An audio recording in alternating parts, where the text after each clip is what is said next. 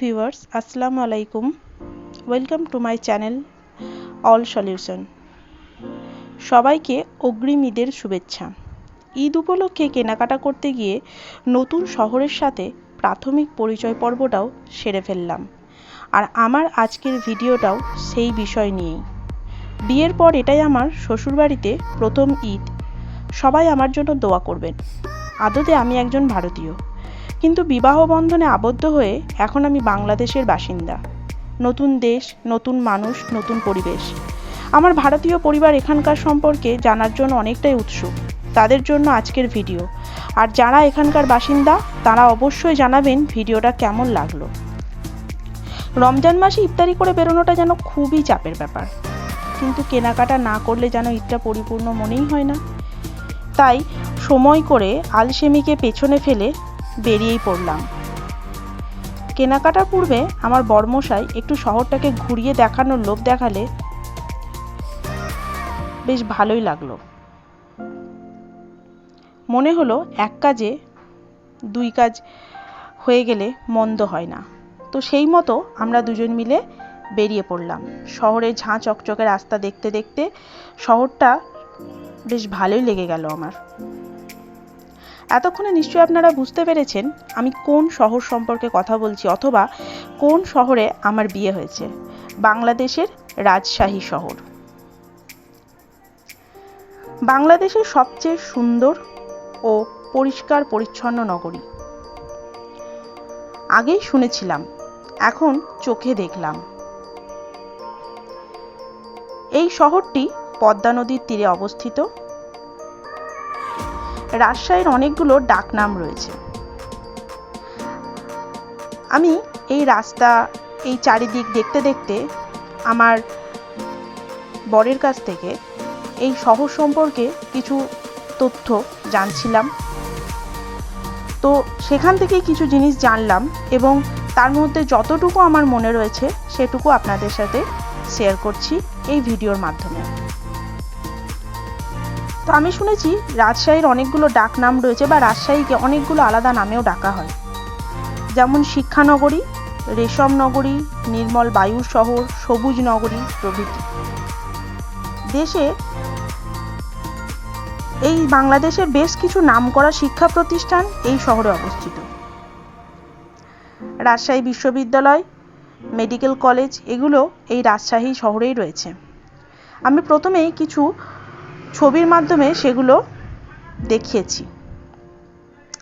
এছাড়া এই যে জায়গাটা যাচ্ছি আমি আজকে, তো এটা হচ্ছে আমরা রাজশাহী থেকে একটু বেরিয়ে যাচ্ছি। রাজশাহী শহরটাকে গোটাটাকে আমরা একটু পরিক্রমা করছি।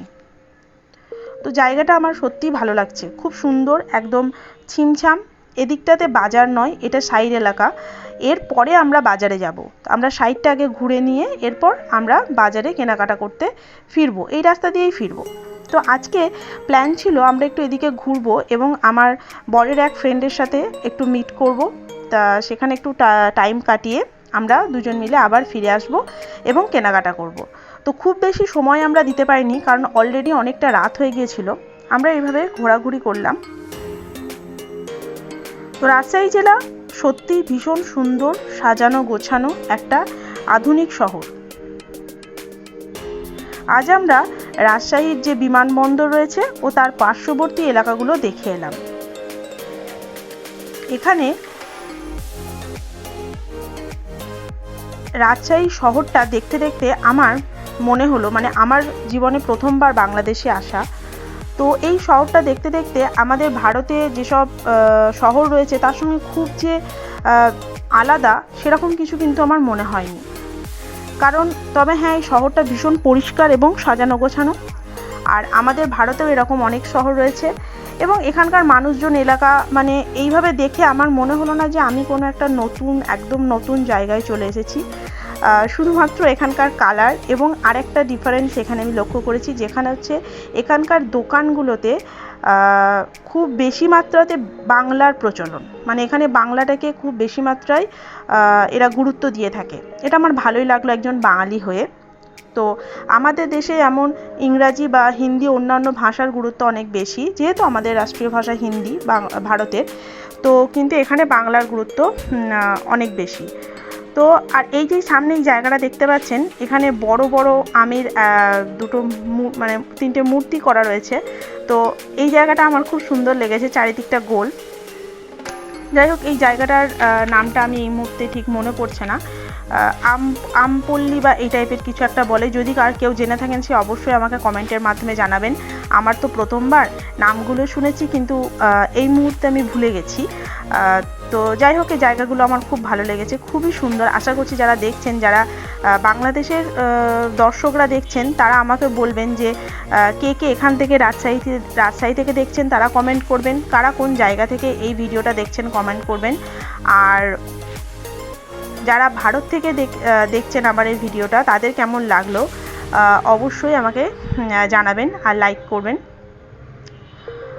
তো এখানে এটা একটা বড়, এটা একটা নার্সিংহোম, এটা হসপিটাল। এই হসপিটালটার নামটাও আবার ওই যে ইসলামী ব্যাংক মেডিকেল কিছু একটা হসপিটাল, যেটা আমি দেখতে পেলাম। তো যথারীতি আমি তখন দেখতে দেখতে গিয়েছিলাম এবং জায়গাগুলো আমি দেখতে এতটাই ব্যস্ত ছিলাম যে এতটাই ভালো লেগেছিল আমার যে আমি দেখতেই ব্যস্ত ছিলাম। এবার এখন প্রথমবার আমার যাওয়া, একবারই ঘুরে আসা। তো আমি এখনও পর্যন্ত সবকটা নাম কণ্ঠস্থ করে উঠতে পারিনি। তো যারা জানেন তারা অবশ্যই আমাকে জানাবেন। জায়গাটা, শুধুমাত্র জায়গাটা সবার জন্য আমি ভিউটা তুলে ধরছি। জায়গাটা সত্যি সত্যি ভীষণ সুন্দর। তো যাই হোক, এখানে আমরা আমার হাজব্যান্ডের বন্ধুর সাথে দেখা করে কিছুক্ষণ চা খেয়ে সেখানে সময় কাটিয়ে আমরা আবার ফেরত এসেছিলাম। তো কিছু কেনাকাটার প্রয়োজন ছিল আমাদের এবং বেশ অনেকটা রাত হয়ে গিয়েছিল, তাই আমরা মার্কেটে ফিরে এসেছিলাম। যদিও এর আগেও একদিন আমরা কিন্তু কেনাকাটা করে গিয়েছি।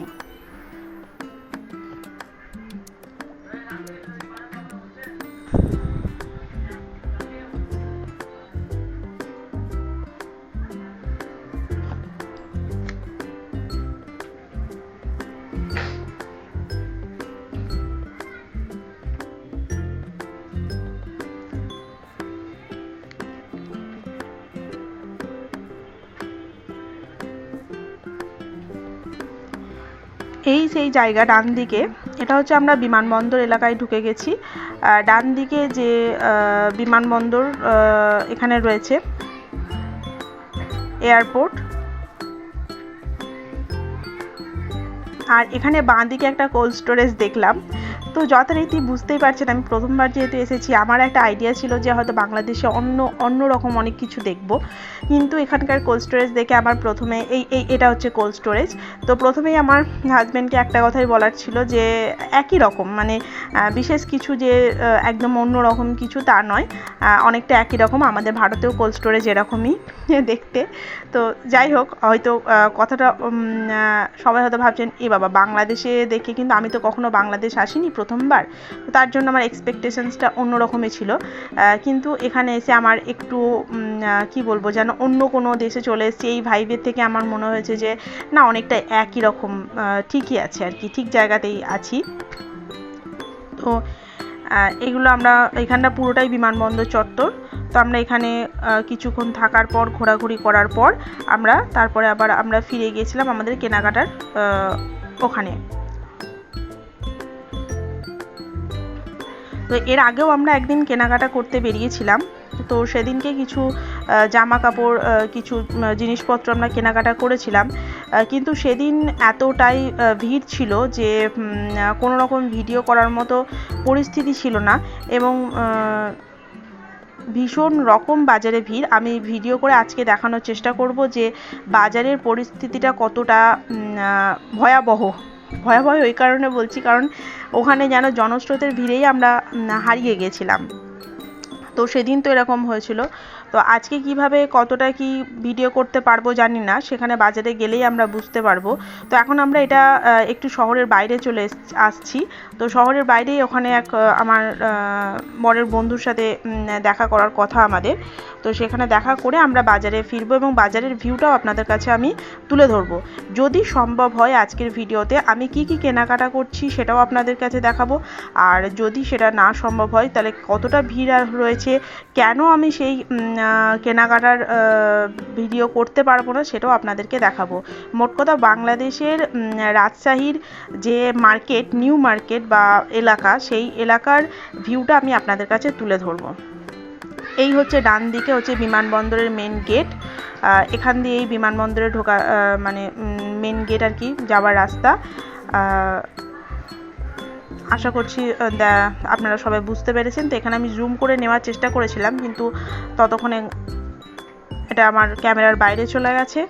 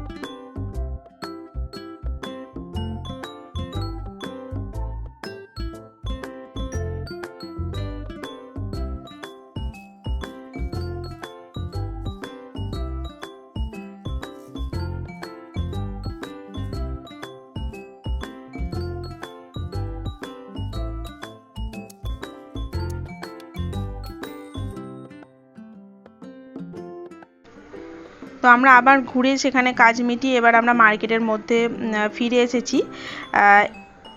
এই হচ্ছে মার্কেটে, আমরা রাজশাহী মেন মার্কেটে এবার আমরা ঢুকছি।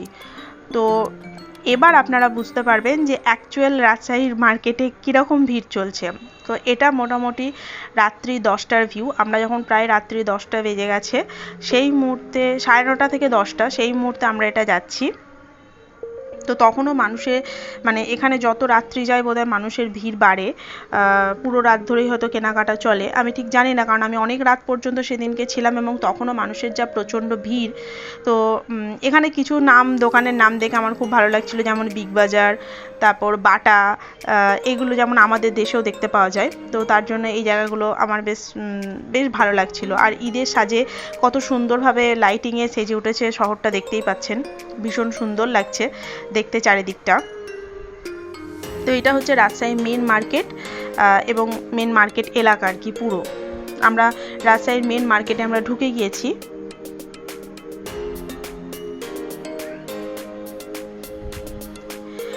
এক্ষেত্রে একটা কথা বলি, রাজশাহী এই যে মেন মার্কেটে, এখানে কিন্তু যে পার্সোনাল গাড়ি এবং রিক্সা আর সিএনজি বলে এখানে, বা টোটো, এই টাইপের চলে। কিন্তু এখানে বাস, লরি বা অন্যান্য কোনো গাড়ি এখানে ঢোকা সম্পূর্ণ নিষিদ্ধ, যেটা হচ্ছে আগেই মোড় থেকে ওটা ওদিকে ঘুরিয়ে দেয়। তো এদিকে কোনো গাড়ি এখানে কোনো অ্যালাউ নেই এখানে। আর রাজশাহীতে মেন আমি দেখলাম যে মানুষের সবথেকে যেটা চলার কি বলবো মেন মাধ্যম, সেটা হচ্ছে রিক্সা এবং হচ্ছে এই যেগুলো অটো বা টোটোর মত, আমাদের ওখানে যেটা টোটো বলা হয়, তো সেই টোটো এখানে কি বলা হয় আমি ঠিক জানি না। এবং এখানে সিএনজি বলছিল কোনো কিছুগুলোকে, তো সেগুলো আর কি এখানে মেনলি মানুষের চলাফেরার মেন মাধ্যম। এছাড়াও মোটরসাইকেল, যার যার নিজস্ব মোটরসাইকেল গাড়ি রয়েছে সেগুলো তো থাকবেই, কিন্তু তাছাড়া এখানে মেনলি এই রিক্সাই হচ্ছে সবথেকে কি বলবো মানুষের যাতায়াতের মেন প্রধান ভরসা যাকে বলে। তো আমরা এখান থেকে এতটা ভিড় কাটানোর জন্য আমরা ডান দিকে রাস্তাটা নিয়ে নেব, যদিও এই রাস্তাতে শর্টকাটে ওদিক দিয়ে আমরা বেরোবো। বুঝতেই পারছেন ভিড়ের মানে পরিস্থিতিটা কি অবস্থা চলছে। তো আমরা সাইড দিয়ে একটা রাস্তা দিয়ে ঢুকে, কারণ আমাদের সামনে কাজ, আমরা ওখান থেকে বেরিয়ে যাওয়ার চেষ্টা করছি। কোনো রকমের ভিড়টা কাটানোর আর কি প্রবল প্রচেষ্টায় চলছে, যাতে সময়টা একটু বাঁচাতে পারি আমরা। তো কতক্ষণ এই ভিড়ের মধ্যে আমি ভিডিওটা করতে পারবো জানি না। তো এখানে পুলিশ মামারা কিন্তু খুব মানে ভীষণভাবে ঘিরমি খাচ্ছে এই ভিড় সামলাতে। আরেকটা জিনিস বাংলাদেশে এসে আমার বেশ মজা লাগলো, এখানকার মানুষেরা সবাইকেই মামা বলে। আমাদের ওখানে যেমন আমরা মানুষ অনুযায়ী কেউ কাউকে আঙ্কেল বলি, কাউকে ভাইয়া বলি, হ্যাঁ দাদা বলি, কিন্তু এখানকার মানুষেরা যা মানে ডাকলেই আর কি মামা মানে এই ডাকটা এখানকার প্রসিদ্ধ। সবাই সবাইকে আগে মামা সম্বোধনে কেন করে এটা আমি ঠিক এখনও বুঝতে পারিনি, কিন্তু যাই হোক মামা সম্বোধনটা করা হয়। তো যারা বাংলাদেশের মানুষ দর্শক আমার এই ভিডিওটা দেখছেন তারা কমেন্টে কিন্তু জানাবেন এই মামা সম্বোধন করাটার কারণটা কি। এবার আমরা মার্কেটের মধ্যে ঢুকছি। এখানে আমরা নেমে যাব, কারণ এর বেশি রিক্সা ঢোকানোর মতনও পরিস্থিতি আর নেই। তো আমরা আমাদের যেখানে যাবার জায়গা প্রায় চলে এসেছি। আমাদের কিছু টুকটাক কেনাকাটা বাকি রয়েছে, সেই কেনাকাটাগুলো আমরা কমপ্লিট করে আজকে যত তাড়াতাড়ি ফিরবো। অনেকটা রাত হয়ে গেছে, আমরা চেষ্টা করছি মানে তাড়াতাড়ি করে নিজেদের কাজটা মেটানোর, কারণ বাড়িতে আব্বু আম্মু নাহলে খুব বকাবকি করবে। অনেকটা রাত হয়ে গেছে, কিন্তু বাজারে না বেরোলে বোঝা যাচ্ছে মানে বোঝা যায় না যে কেন মানে রাতটা কেন হয়। রাত হওয়াটা স্বাভাবিক, কারণ ভিড় ঠেলে কেনাকাটা করাটা খুবই দুষ্কর। তো আমাদের এখানে এই যে দেখতেই পাচ্ছেন একটাই মাত্র ভিডিও তুলতে পেরেছি, আতর কিনছিলাম, আতরের দোকান। তো কেনাকাটা করেছি। এবার বলি যে এখানে একটু ভিডিও করার চেষ্টা করেছিলাম, কিন্তু মানুষের ভিড়ে মানুষের ভিড় ছাড়া আর কিছু তুলতে পারিনি। জনস্রোতে হারিয়ে যাওয়ার উপক্রম, ভিডিওতে ভিড়ের পরিমাণ দেখেই বুঝতে পারবেন। যাই হোক, আমরা জনস্রোতের মধ্যেও কোনো ক্রমে সাঁতরে নিজেদের প্রয়োজনটুকু মিটিয়ে রাত্রি 11:30 নাগাদ আইসক্রিম খেতে খেতে বাসায় ফিরেছিলাম দুজনে। কিন্তু তখন আর ভিডিও করার মতো ক্ষমতা ছিল না। এই জায়গাটা ছিল বই মার্কেট। এই বই মার্কেটেও কিছু আমাদের কেনাকাটা ছিল। তো সেখানে আমরা কিছু স্টেশনারি এবং কিছু আর্ট পেপার এরকম ধরনের কিছু কেনাকাটা করেছিলাম।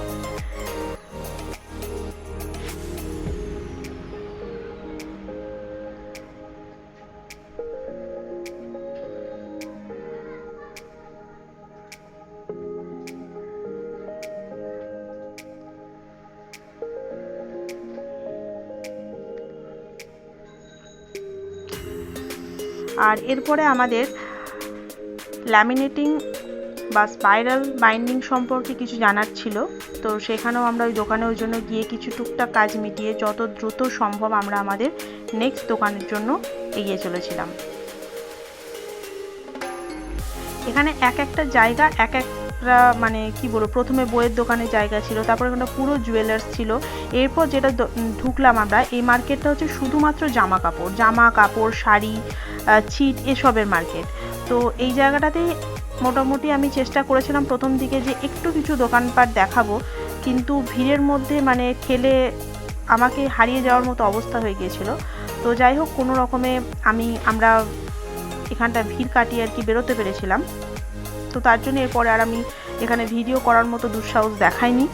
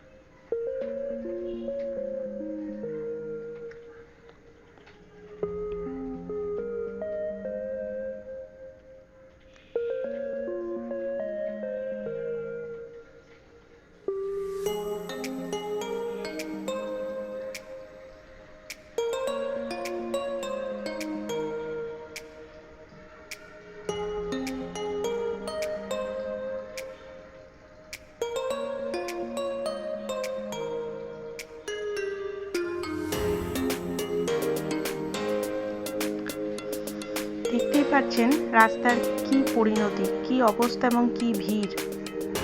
এবং আমরা এই ভিড়ের মধ্যেই গিয়ে কিছু কেনাকাটা করতে চলেছি। তো যথারীতি এরপরে আর ভিডিও করা সম্ভব হয়নি। তো ভিডিও শেষে সবার জন্য এটাই বলবো, সবার ঈদ খুব খুব ভালো কাটুক। যারা আমার ভিডিও নতুন দেখছেন তারা অবশ্যই চ্যানেলটি সাবস্ক্রাইব করে দিন, আর কমেন্ট করে জানান কেমন লাগলো ভিডিওটা।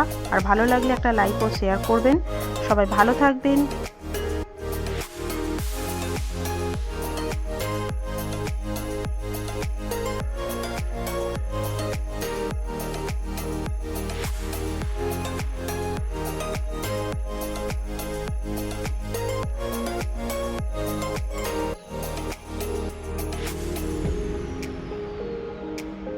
সবাইকে আরও একবার অগ্রিম ঈদ মোবারক। টাটা।